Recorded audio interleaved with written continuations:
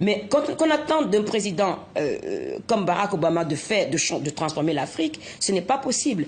C'est beaucoup plus complexe. Le dossier de l'Afrique, c'est beaucoup plus complexe. Et ce dossier n'a jamais eu beaucoup de place dans la politique étrangère des États-Unis. De toute façon, l'Afrique ne compte pour personne. Il faut être franc quand on le dit, parce que on me l'a rappelé brutalement sur Facebook, parce que quand il y a eu les événements de Charlie Hebdo, je ne pouvais pas être à la place de la République et j'ai posté sur ma page Facebook, je suis Charlie, je suis de tout cœur avec Charlie Hebdo, avec la France et Paris, et que j'aurais aimé être là pour apporter mon énergie et ma force pour ceux qui sont en train de pleurer aujourd'hui.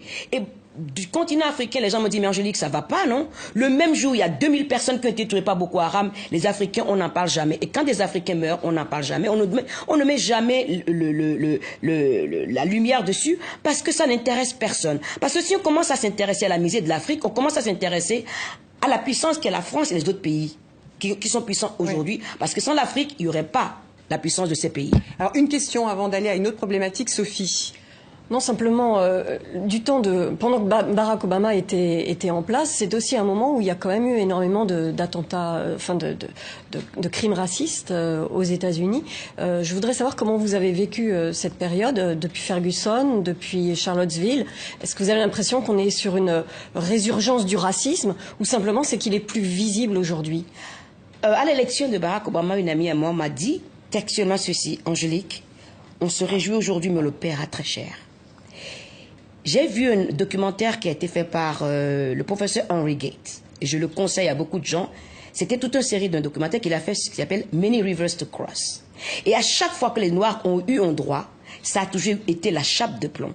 Parce que quand on donne des droits à des Noirs américains, ça veut dire qu'on est dans la logique de reconnaître qu'on a commis un crime contre cette minorité qui a été forcée à l'exil pour servir à l'économie américaine.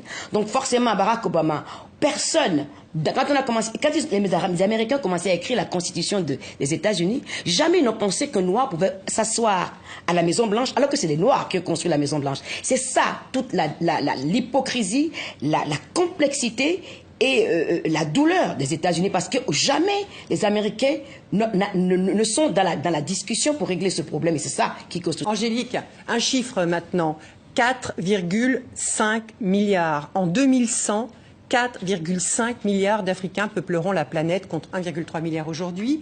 Et puis ce pourcentage, 40%. En 2100, 40% de l'humanité sera africaine contre 17% aujourd'hui. Des études scientifiques parlent de bombe démographique au Sahel.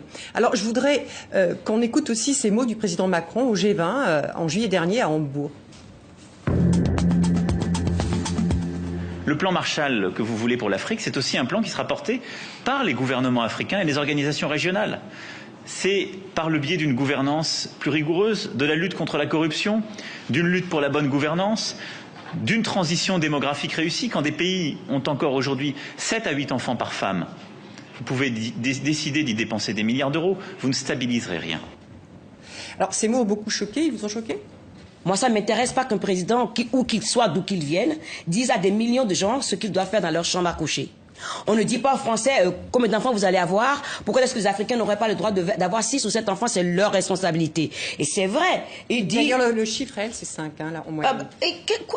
Tandis que les gouvernements africains doivent investir. Et ils parlent de corruption, mais qui corrompt qui? Qui finance la corruption? Il faut être franc. La corruption existe ici, existe aux États-Unis, dans tous les pays européens, il y a la corruption. Mais qui corrompt qui? Trouvons les acteurs de cette corruption qui maintiennent les hommes politiques au pouvoir, les dictateurs qui les maintiennent au pouvoir et qui les financent. Qui c'est qui les récupère quand ils sont plus en... Qui c'est qui les protège une fois qu'ils sont plus au pouvoir? Et puis ils peuvent partir avec autant d'argent qu'ils veulent. Mais attendez, c'est quoi cette hypocrisie-là? Moi, d'abord, il faut déjà parler des dettes des pays africains. D'où viennent ces dettes-là? Et quand on commence à parler de dettes, on se rend compte que la corruption est liée à la dette. Donc, si on veut que les pays africains se développent, il faut qu'on change complètement notre relation avec les dirigeants. Ne plus les corrompre pour les maintenir en place, que ce soit les gouvernements occidentaux ou ce soit les grands groupes qui ne veulent pas payer d'impôts, parce que les plus grandes compagnies françaises ou autres, ils sont en Afrique, la plupart d'entre eux ne payent pas des impôts. S'il n'y a pas de revenus dans un pays, on ne peut pas investir dans l'éducation, on ne peut pas investir dans la santé. C'est-à-dire qu'il faut repenser complètement la dynamique entre les pays riches et les pays africains et poser les choses très clairement en disant tel gouvernement fait ça, on ne fait pas ça. Si on les... J'ai l'impression d'entendre toujours cette rhétorique. Les gens sont corrompus en Afrique, mais ils sont corrompus pourquoi? Mais qui corrompt? Et comment est-ce qu'on en arrive à ça? Aucun économiste m'a répondu à ma question. Comment est-ce qu'un continent qui est le plus riche sur cette planète est le plus de pauvres? Parce que si l'économiste commence à me répondre à ça, on déconstruit tout et on revient toujours au pays à qui ça profite. Le conflit en République démocratique du Congo, les femmes qui sont violées, ce n'est plus le coltan, c'est le cobalt dont on a besoin pour les batteries, pour tout. Et pourquoi est-ce que ça ne finit pas ce conflit? Parce que si le conflit finit, tout d'un coup le prix du cobalt va augmenter. Et qui c'est qui va en profiter? Ce n'est pas les Africains, c'est toujours les Occidentaux qui en profitent. Donc, quelque part, il y a quelque chose qui ne fonctionne pas.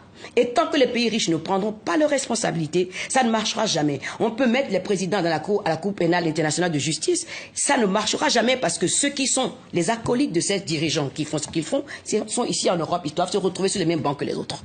Est-ce que, Angélique Kidjo, vous avez l'impression que se mettent en place des sortes de dynasties en ce moment en Afrique? Il n'y a pas qu'en Afrique, dans le monde arabe aussi, mais vous avez au Gabon père-fils, au Togo père et fils, et je pas forcément tout le monde tous les pays en tête.